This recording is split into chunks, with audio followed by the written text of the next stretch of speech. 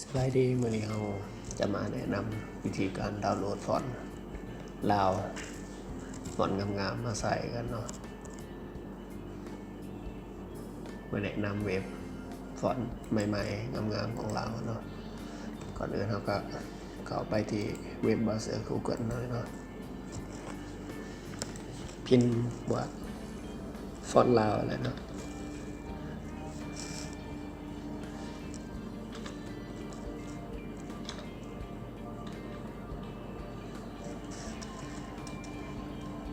นอกจากได้เราก็กด enter แล้วเนาะเลือกเข้าไปที่ตัวทับอิฐนี่เนาะ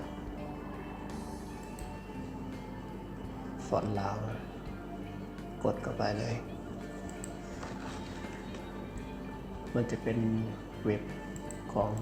ฟอนต์ลาวเนาะแบบฟอนต์ใหม่ๆงามๆเป็นฟอนต์ฟรีเนาะสามารถโหลดได้ฟรีเนาะเอาก็สามารถเลือกทั้งหมดนี่ก็อาจจะมีหลายฟอนต์นะครับสนใจฟอนต์ใดเอาก็เลือกได้เลยเนาะเราจะมาลองทดสอบโหลดแล้วก็นำใส่เลือกเอาจากฟอนต์หนึ่งเนาะเราจะเอาฟอนต์นี้เนาะฟอนต์ลาวตัวนี้เนาะกดเข้าไปที่ปุ่มสีเขียวนี่ดาวน์โหลดเลย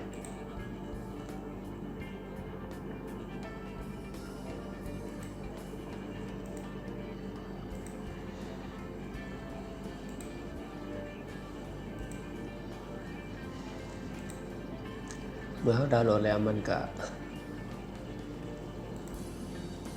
ปิดหน้านี้เนาะบางทีตัวเขาดาวน์โหลดเมื่อกี้มันจะเป็นไฟล์10เนาะกับแตกไฟล์เลยเนาะก็จะเป็นอันนี้เนาะฟอนต์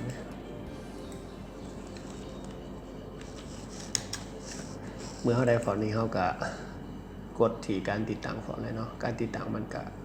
มีหลายวิธีเนาะดึงเขาเลยหรือดับเบิลคลิกและอินสตอลเลยก็ได้เนาะอินสตอลเนาะเมื่อเราได้ติดตั้งพื้นที่พอแล้วเนาะฟอนต์นี้เนาะเราจะมาลองทดสอบกันเบิ่งว่าหน้าตาของฟอนต์นี้มันสิ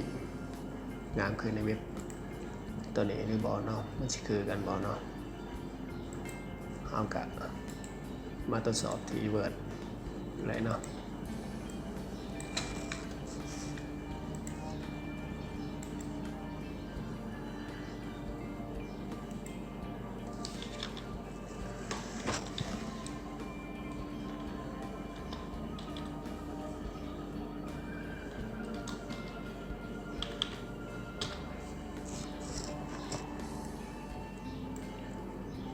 ฟอนต์เมื่อกี้นี่เนาะ